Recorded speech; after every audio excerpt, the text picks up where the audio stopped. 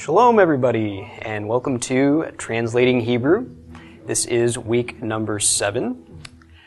If this is your first time seeing any of these Hebrew classes, you'll probably be in a little over your head at this point, but I have on YouTube the beginner, intermediate, and advanced classes that lay the groundwork for getting to this point. And you can find those on YouTube at the Passion For Truth video channel. And in those videos, I include the links to notes that go along with them, so you can follow that. The notes for this particular class, if you've forgotten, can be found on theregathering.com. Okay, so it's www.theregathering.com/page/PFT Hebrew 4. And we are on week number 7. All right, so vocabulary for this coming week. Hine is he, nun, he, and it means behold, exclamation point. That exclamation point is correct and should be included. Hine is an exclamatory, oftentimes an exclamatory kind of remark. We don't say behold so much in modern English anymore, but what it basically means is look here, okay? Pay attention to what I'm about to say. And it's used in the scriptures quite a bit. I don't have an associated category of word with it because modern dictionary, at least the one that I have, doesn't include hine. So I don't know what part of speech it's really considered to be, but it's used all the time. It's basically just it's what you say before you want someone to pay attention to what you're going to say next. So, behold is hine. Shin, Lamed, Kaf. It's a Kaf. In the whole passage, it's all in the Chet. Oh, I miswrote that. You're right. That is not a final Kaf. That is supposed to be a Chet. Thank you. I don't know why I wrote that like that. Shin, Lamed, Chet. Correction. Yes, it did. That is a verb that means to send or to stretch out. The idea is to extend. Okay, so it can be extending a limb, or it can be extending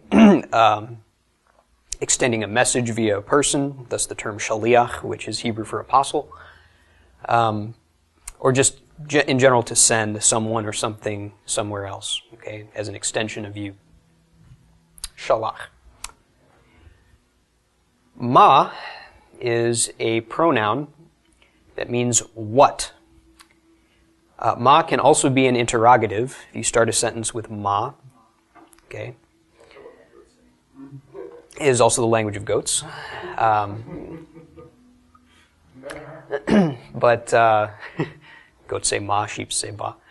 But anyway, but ma means what. I intended to get to interrogatives at some point, but I never did. But ma is the most common interrogative, followed closely by mi, which means who. So if you know those two, you know most of them. But and it can also function as not just as an interrogative, but as a pronoun. Okay, what standing for an object of some sort, or a situation, or we all know how to use the word what. So I don't think I have to go into great detail on that. Hebrew uses it the same way as English does. Ko, kaf, he, is an adverb. Toar hapoal, a describer of the verb, okay, also known as an adverb. And ko is usually translated thus. It can also be translated so. The idea is kind of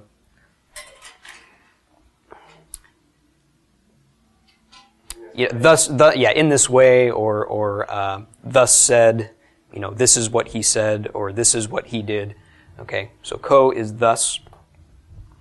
We see that a few times in the passages from today. Lod, lion, vav, dalet, is another adverb. And lod can be variously translated more, still, or again. Again is used more often, but if someone is standing and then later on they are they're standing od, okay, lomed od. It doesn't mean they're standing again, it means they're still standing. They're continuing to stand. Lod has the idea of continuation. And Lod? My eye is being nailed to the door. Well,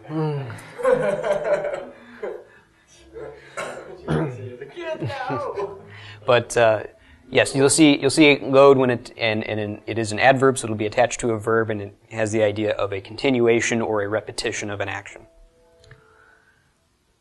Or all right, let golam, another adverb, and olam on its own came to mean world. So a lot of the Jewish prayers, okay, Melech HaOlam, King of the world or universe. Yes, Lolam Haba, another Jewish term, the world to come. But Let Olam doesn't mean to the world. It actually means forever. Yes, so that could be variously understood as to the ends of the world. Golam itself, a lot of times, sort of indicates into the unknown or past what you can see. So that's kind of the idea of the world. It's bigger than what you can see. So let golam, okay, beyond what you can see, or in the sense of time, that would mean eternally, forever and ever. Okay. So olam being used as the world, is that a completely modern convention, or is that? I don't know. I don't know if golam being used to represent world is something that's used in the Bible, or if it's something that came to be accepted in Judaism, or if it's something that, you know, was in ancient Hebrew and just was never written down in the Bible. I don't know. I'd have to look into that. I don't recall seeing olam being used for world in any scriptures that I've read, but I haven't read the whole Bible in Hebrew either, so and I don't have perfect recall. So, but the phrase "let golam" is used repeatedly in the scriptures, and it always has the connotation of forever. Yeah. The Bible actually very infrequently refers to the world as a whole, or to the planet Earth or the cosmos or anything like that. Yeah, it's a lot of the Bible is centered around actually the land of Israel, and so when you see the term the world or the land, okay, ha'eretz, it's usually referring to that land specifically. So, not to say that it never mentions anything else, because it does, but it's not the focus of those 66 books. So.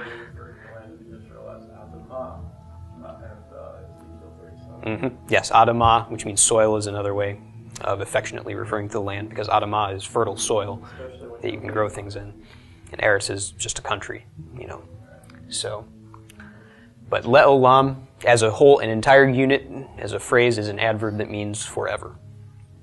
And you'll see this again and again. Okay, Zion, Kaf, Resh. That's right. Yes, that is right. Is a verb that means to remember.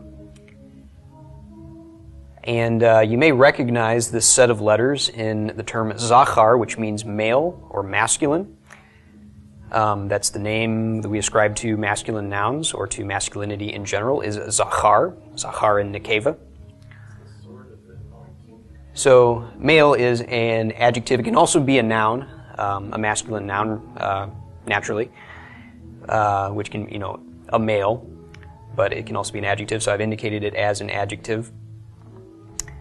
And zecher is a masculine noun that means a memorial. Okay, something that's there to invoke memory, or to memorialize, to commemorate. All words from the same English root, so kind of redundant to say them all, but anyway, this brings up an interesting question, which is, why is the noun male associated with the verb to remember? That seems a little unusual, and the reason has to do with Hebrew culture. The male is the one who carries on the family name. So your firstborn male, or the male who has the birthright, is the the one by which the Father will be remembered, because he carries the Father's name. So that's the gist of the association there. It's not that the only people who are remembered are male, but it's that the males are the ones who carry on the memorial of their fathers. That's why you show us line is always on the male. Right. That's why genealogies are always given for the males, and why it says God is the God of Abraham, Isaac, and Jacob. Okay. Abraham had more sons than just Isaac, and Isaac had more sons than just Jacob. But that, and Jacob at least had daughters. But It's just funny because now you can't make all y'all unless it's your mother's side that was. well, right. There's all kinds of intricacies that get into determining which tribe you're from and whether you're, that's all. Well, anyway, that is what it is. But the association between being male and being remembered is one of carrying on the family name. Okay, you're causing the name to be remembered. And then finally, dor, dalet resh, is a masculine noun, and it means a generation. And this is a term that you'll see used very frequently in Genesis, and very frequently to introduce a story about a particular family line. Okay, so these are the generations of so on, and sometimes a genealogy will be given right after, but sometimes there's no genealogy given right after. It just goes into a story about that person. Okay, so this dor is a term that isn't always literally generation, but it's more actually tied to the idea of the memorial. Okay, this is what will be remembered about so and so. Okay. All right, so any questions about any of these words before we proceed? No? All right. Well, let's see. Whichever side I erase is the side that I'll need to refer to the most anyway, so I'm just going to go ahead and do this.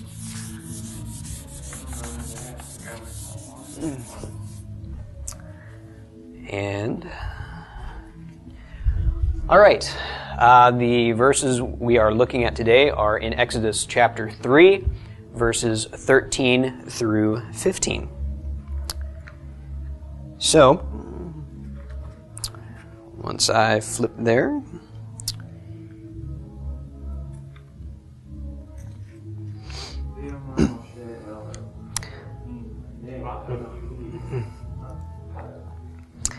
so this, just to put this in a little bit of context, of course you can read the chapter leading up to this, but this is where Moses is talking to God, and God is appearing to him in the burning bush on Mount Horeb. So God has just commissioned him to go confront Pharaoh and free the Israelites from Egypt. So verse 13, Vayomer Moshe el ha-Elohim, Hine Anochi va el bnei Yisrael, ve'amarti lahem Elohei avotechem shalachani aleichem, ve'amru li ma shemo, ma omar aleichem. All right, so let's break this down. Vayomer is a phrase we should be familiar with now, a word we should be familiar with. All right, Yomer would be the future tense, third person masculine singular for the verb aleph mem resh, which means to say. Okay, so Yomer would be he will say. Vayomer is inverting the tense, so it's and he said. All right, Moshe. Okay, Moshe is Moses. Yes, it means to draw up. It's debatable whether it means that in Hebrew or Egyptian, but whatever the case, that is the meaning because he was drawn out of the water. Vayomer Moshe, so and Moses said. El is our preposition to. Yes. Vayomer Moshe el ha-Elohim. So we're familiar with Elohim being God, and this is ha-Elohim, putting the definite article in front of Elohim.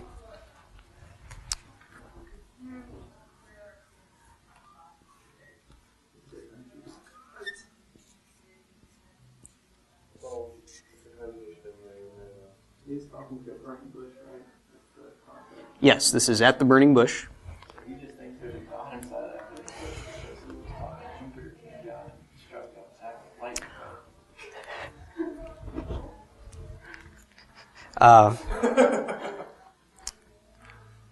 Okay, he Now, was under the impression that Ra had come down and was now manifesting itself in the bush because Ra. no. Ha Elohim, okay, it seems a little, okay, in Genesis 1, which we went through, God is referred to just as Elohim without this ha in the beginning. It doesn't specify the God, it just says God. We know God, Elohim, is singular because of the verbs attached, okay, simply as rules of speech. This is a singular noun. So what's up with the definite article in front of this? That is partially a question for theologians and partially something that we can answer grammatically. The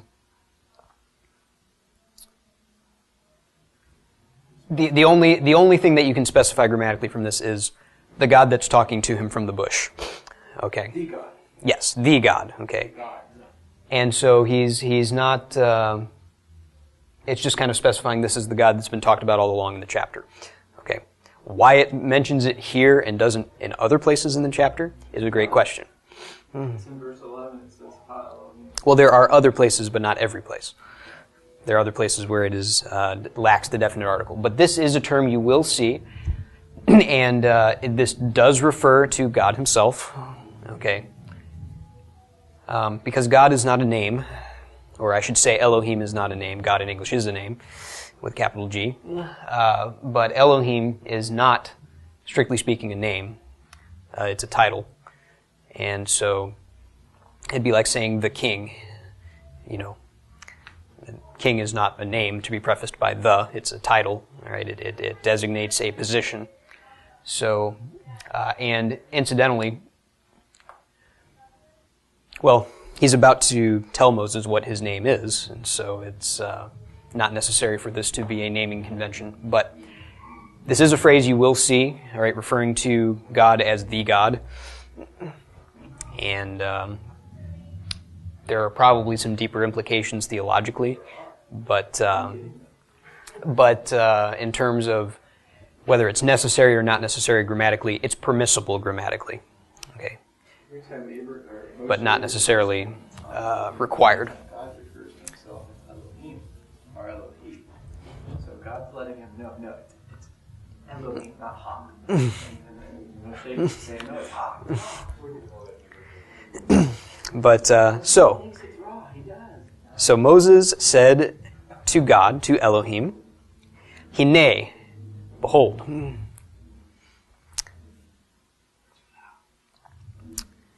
So pay attention to what I'm about to say, or look. Anochi, pronoun I. Ba, this is a word that we've encountered before.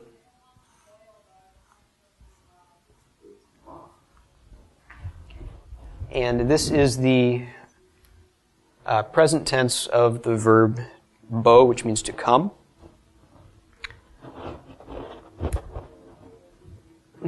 So, hine, anochi va, behold, I am coming,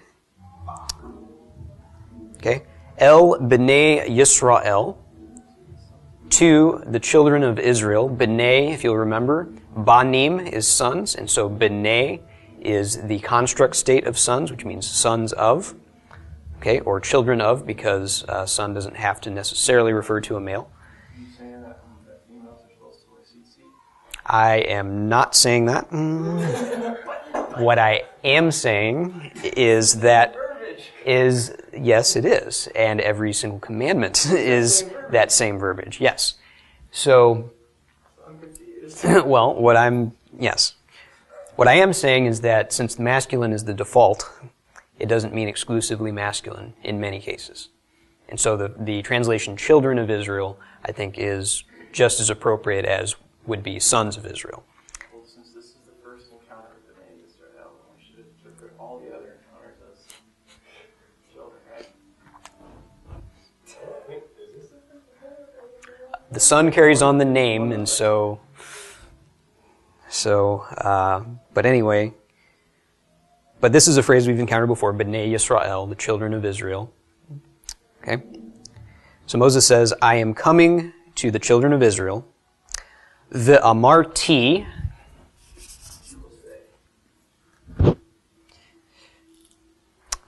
I need a third hand here.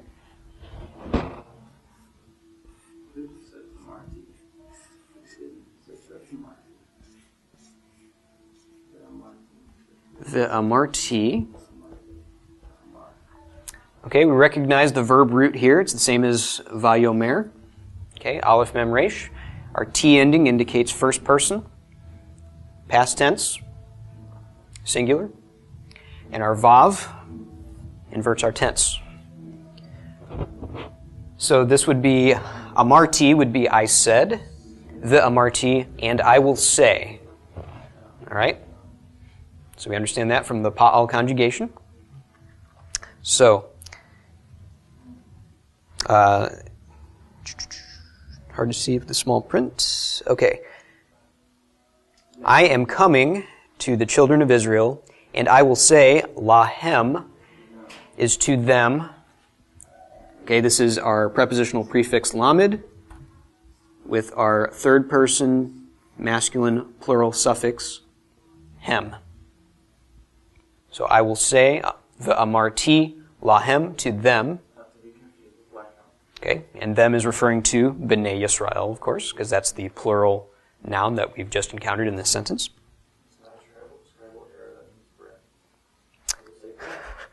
No. Elohei avotechem. Now we've encountered Elohim with pronominal suffixes before.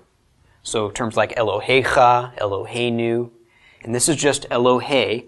So this is Elohim in the construct state. The God of. Okay. So Elohim is God. Elohei is God of. Because Elohim, because the ending is in a plural form, even though it's not a plural word all the time, the construct state takes on the plural construct form. So it's Elohei instead of some other change that a construct state could undergo. So it looks just like B'nai, same ending. Elohei avotechem. This is a $10 word if you've ever seen one.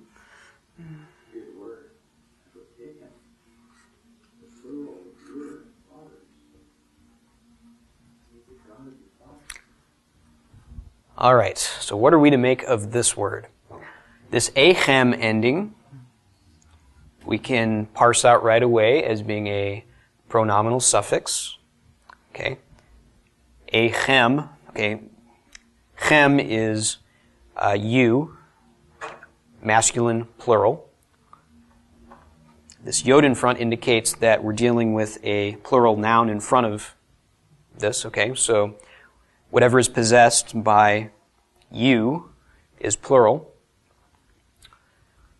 Avot is the plural of av, which means father. Remember, av is a masculine noun, but it has an irregular plural form, avot. Okay, normally feminine nouns would end in ot, but av as a masculine noun ends in ot. It is, in fact, yes, very, very much irregular. So avotechem, fathers of you, or your fathers. So Elohei avotechem would mean the God of your fathers. There's no ha. There is no ha, but it is in the construct state, so the definiteness is implied. There was a ha earlier, and they didn't mention that. We're still in. Well, you could translate earlier. You could say the God. Moses said to the God. That would be appropriate. Technically appropriate. It wouldn't be the best translation, but that would be a terrible translation. It's singular, right? Well, The only reason it would be a terrible translation would be because Elohim is used in the singular elsewhere in the chapter. If it were not so, you couldn't derive whether it's singular or plural. But you're trying to create So. a doctrine by just telling people who don't know the rules of grammar. I'm not trying to create any doctrine. I'm simply putting things in their grammatical context. And what interpretations people wish to derive, they are certainly free to do. So. I'm just saying there's a lot of people who derive these interpretations. I'm being the devil's advocate. Oh, yes. Yes, I know. But anyway, so Hine, Anochi va el b'nei Yisrael, ve'amarti lahem, Elohei avotechem. Okay, so behold, I am coming to the children of Israel, and I will say to them, the God of your fathers, shalachani. Okay, this is our verb to send. So this is our third person, masculine, singular, past tense. So he sent. And the ani ending is our pronominal ending on a verb, okay, that's indicating the direct object of the verb.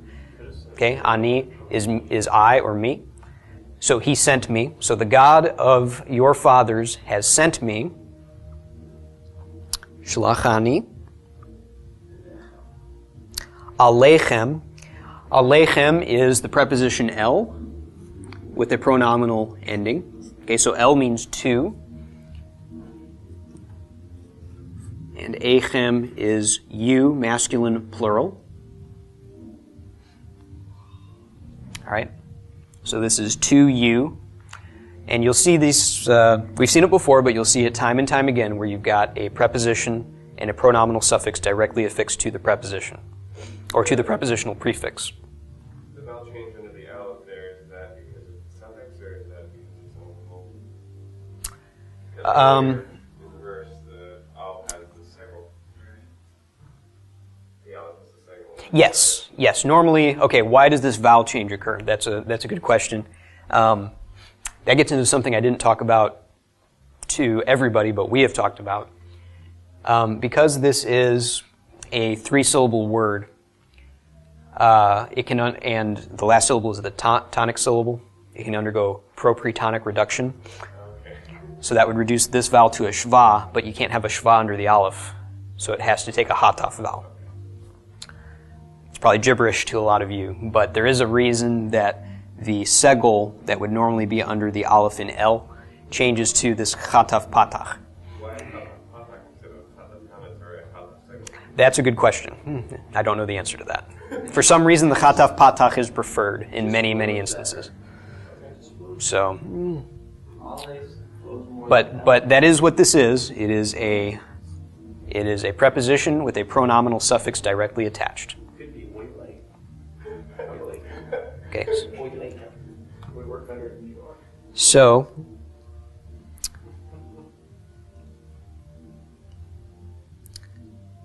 so I will say to them, the God of your fathers has sent me to you. The Amru. Yes. Breaking it down. The Amru. This is again our Aleph Mem Resh root, which we can identify. The U at the end indicates the past tense, third person, masculine, or not necessarily masculine, but plural. Okay, so Amru would mean they said. The Amru inverts the tense, so, and they will say. Li is another prepositional prefix with a pronominal suffix added. It means to me. Okay, so li is to me. You also see lecha, to you. Okay, lanu, to us. Lahem, which we just saw earlier, to them. All right, you see this kind of thing all the time. So it pays off to know your pronominal suffixes very well and your prepositional prefixes very well, and know how to combine them all together and to derive those different forms, because you'll encounter them again and again and again. Okay, so Moses is saying,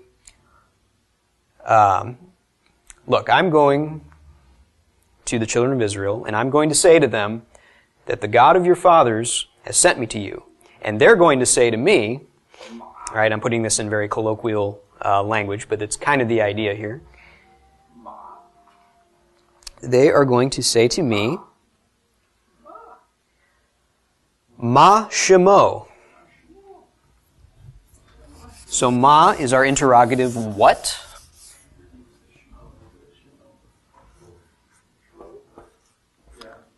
And Shemo, okay. O is our pronominal suffix, which means him or his. So that leaves Shem, which means name. So Shemo is his name. So they will say to me, okay, Amru li ma Shemo. What is his name? So Moses is saying, you're going to send me. I'm going to come to the children of Israel. I'm going to say, the God of your fathers has sent me to them, has sent me to you. And they're going to ask a very logical question. If the God of our fathers has sent you to us, what's his name? It's a riddle. And so, Moses' question is, Ma Omar Alehem. Okay, Ma again is what? Omar. Now we know instantly what root this is. It's the same root for say that we've been seeing all along. But this is an unusual form that we've not encountered before. The reason this looks weird is because this is a verb. The verb aleph mem resh belongs to Gizrat Pei Aleph. And Pei Aleph is usually not that strange of a conjugation, but in this case it is. This happens to be the future tense, first person singular form. So I will say, Omar. Normally there would be an aleph prefix, but instead of having aleph aleph, that combines the two alephs together. Yes. Yes. And so I have not included that Pei Aleph chart. Forgive me for that. I have had a busy week, but that is what that is. All right, it's Binyan Pa'al or Binyan Kal. First, the Gizrat Pei Aleph. There's a Gizrat Pei Aleph, and this is the major change that Pei Aleph induces, is this merging of the Aleph prefix with the Aleph that's the first radical. So Omar, I will say. So what I will say, or what will I say, because this is an interrogative phrase. Alehem is, again, to them.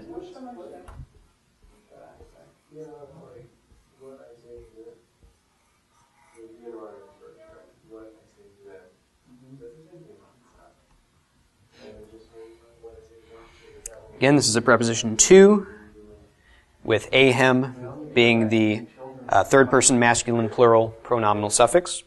So what will I say to them? All right.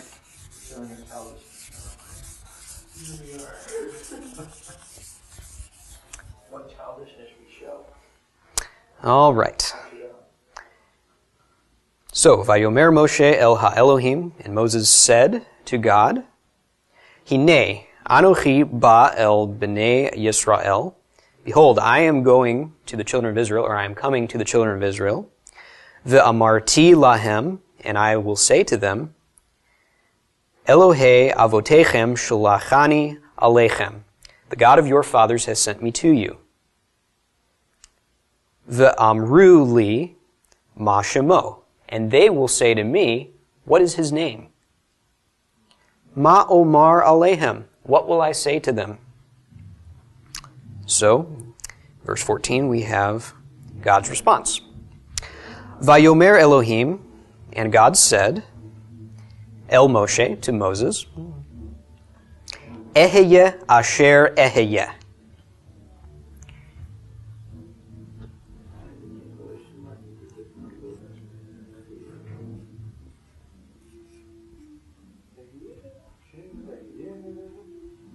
Eheye is our first person, future tense, singular form of the verb haya, which means to be. So eheye means I will be. Asher is that, or which, or it can be interpreted what, if it's what in the sense of that or which. Eheyeh asher eheyeh. I will be what I will be, or I will be that I will be. Or I will be that which I will be. Okay, whichever English way you wish to, not eheyeh asher asher, eheyeh asher eheyeh. I will be what I will be. Now, this is normally translated I am. But grammatically, that is not correct. And the tenses in Hebrew aren't absolute. Okay, there's not an absolute past tense and absolute future tense. Okay, in modern Hebrew there is. In ancient Hebrew they're a little more dynamic. So it's called the perfect tense and the imperfect tense. And sometimes you can translate those variously into the present tense.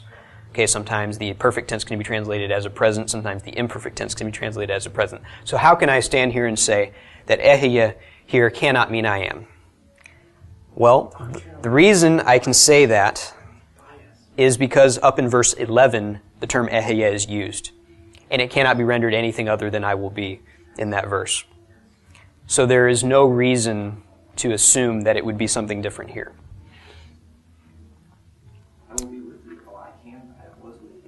Okay. So for those interested, read verse 11, find eheyeh in it, and come down to verse 14 and tell me why this should be I am, but 11 should be I will be. Okay, doesn't make any sense in context, and we should always defer to the future tense interpretation first, unless there's a good reason to render it present tense. I would argue that there's no good reason given the context of anything going on here, because this is all talking about when Moses goes to the children of Israel. Okay? It's all talking about a future event, and Moses and God are sort of struggling over this, all right, and kind of discussing how this is all going to go down. It's kind of a one-sided discussion, basically. Moses complaining and God saying you're going to go anyway. But it's a very, very glib way to put it. But this is all talking about in the future. And so God's not saying I'm with you now. He's saying I will be with you when you do what I'm telling you to do. All right. Clearly God's with him now. He's talking to him face to face in a bush that's on fire. Okay, but this is talking about that he will be what he will be. Now, this is also an interesting thing because this is God's first response to Moses when Moses asks him what is his name. And so God says to Moses, I will be what I will be. Vayomer Ko. Okay, and he said, and then we should include an invisible quotation mark before Ko. Ko Tomar. Now that is the second person, masculine, singular, future tense. So thus you will say, Livnei Yisrael, to the children of Israel, Eheyeh Shalachani Aleichem. Eheyeh, or I will be, has sent me to you. So that is God's first response to Moses when he asks what he should tell the Israelites what God's name is. Okay? Eheyeh has sent me to you. Eheyeh asher eheyeh. I will be what I will be. Now, theologically, you can make of that what you will. I don't want to get too much into that. In the context of the whole chapter, the idea seems to be that God is expressing himself as the provider of Israel. So I will be whatever I need to be. Okay, he's saying you don't have to tie me down to a name of a deity or, I'm the one who is delivering you from Egypt. That's my identity to you at this point. But I don't want to get any deeper into theology than that. But in the context, just taking it all as a story, that seems to be kind of the idea of what's being gotten at here. And lest there be any crazy doctrine that spins off of this that says God's name is not actually Yahweh, it's clarified by the next verse.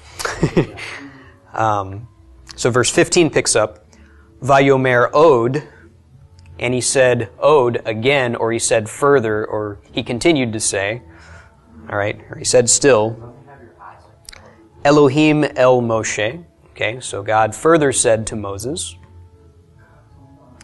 Ko tomar el b'nei Yisrael. That's the same phrase we just saw. Thus you will say to the children of Israel, Yahweh, okay, which is the name of God we're all so familiar with, Yod-He Vav-He, Elohe Avotechem.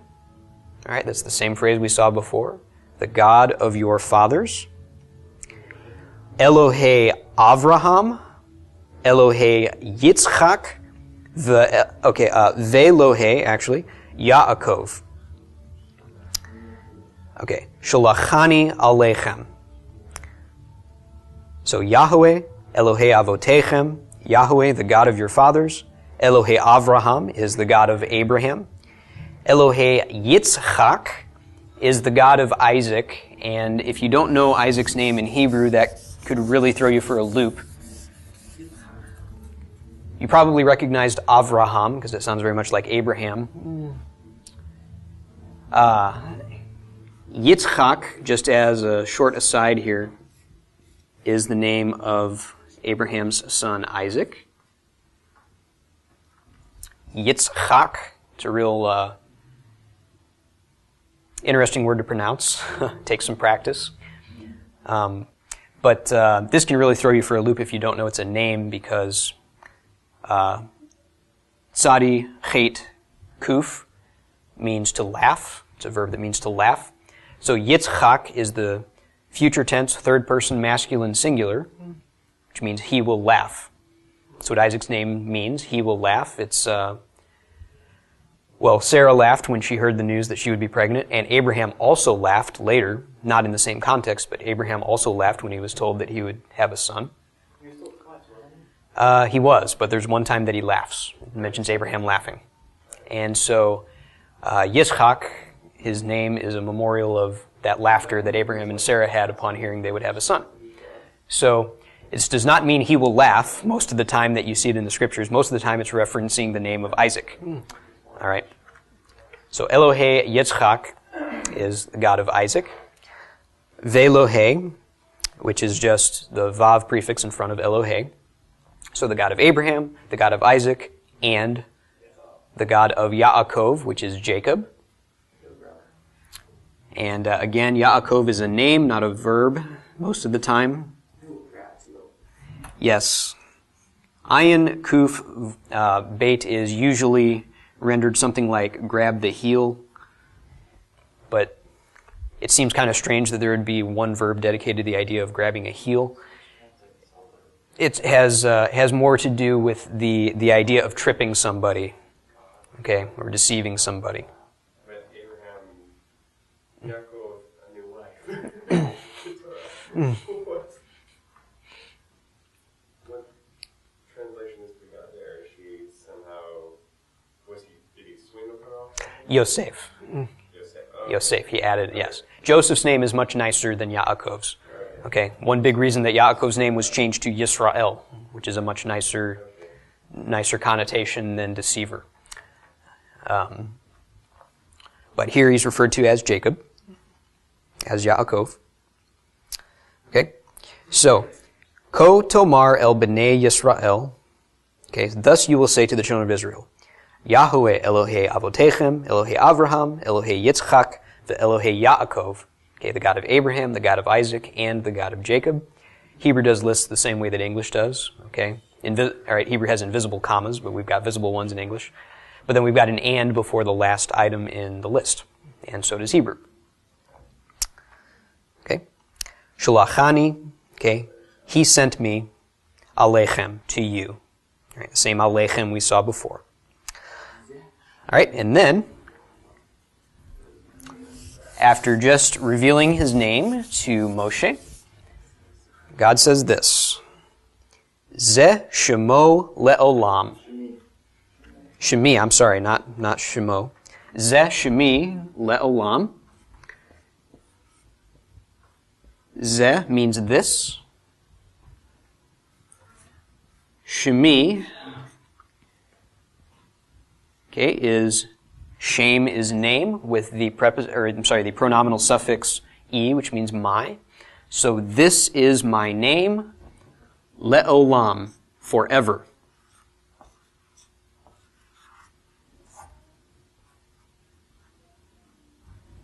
Okay. This is my name forever. And v'zeh zichri ledor dor. And this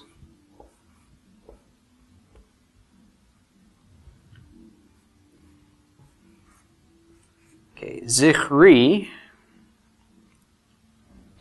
is our noun zecher, which means a memorial, with the pronominal suffix e, just like on shimi. So this is my memorial, ledor dor. Now this is a funny phrase.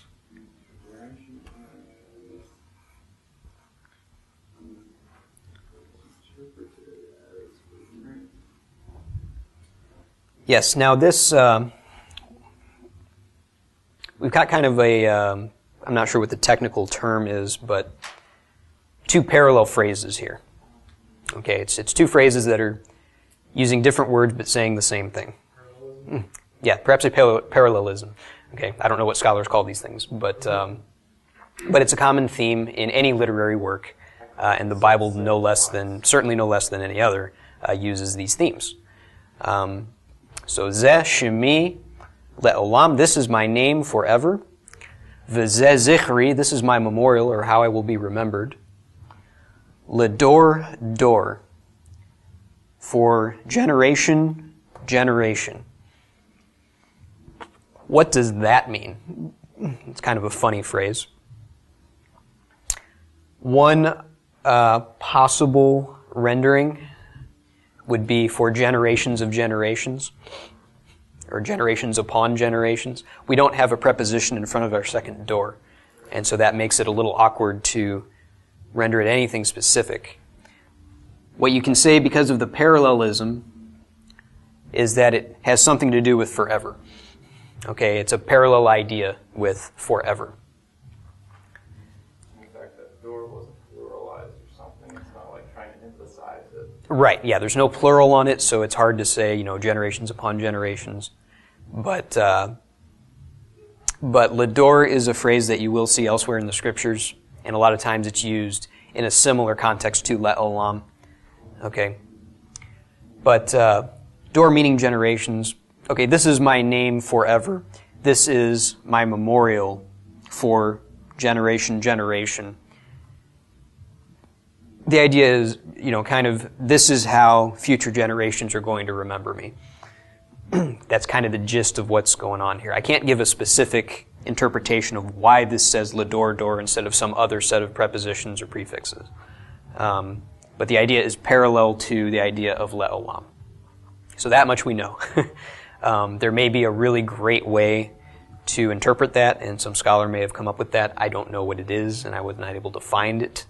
But what we definitely can say is that it parallels this idea because these are parallel clauses. I like to think that they just have this understood to generation to generation. Yeah. I mean, there's all kinds of phrases that were commonplace in ancient Hebrew and are not commonplace now, and so we have to kind of reconstruct them or what they might have meant. It's just like if people had tape recordings of things spoken in English today and watched them 200, 300 years from now, and try to figure out what a homie is. It'd be rough. It'd be kind of rough. You go, well, that's etymologically similar to home, and well, boy, what does But you'd have to understand some things about subcultures, various cultures of America, and or I'm not just picking on that particular subculture. I could have chosen anything, okay, or various pieces of British slang, that we Americans don't understand at all, are the same way. It's the same language, but we just don't get it because it's not something that we use locally. And so this is the same way. Certain phrases die out over time. They're just not used anymore. And this is likely one of them. Ledor dor is probably something that people knew what it meant when it was said or written at the time, but, today it's a little bit obscure. So, I think it has something to do with the context, talking about God of your fathers, the God of Abraham, Isaac, and Jacob. I think what it's saying is, guess what this name was passed from Abraham to yeah, that's a good point. I think that's probably what it's hinting at. Is there's this repetition of ideas up at the top.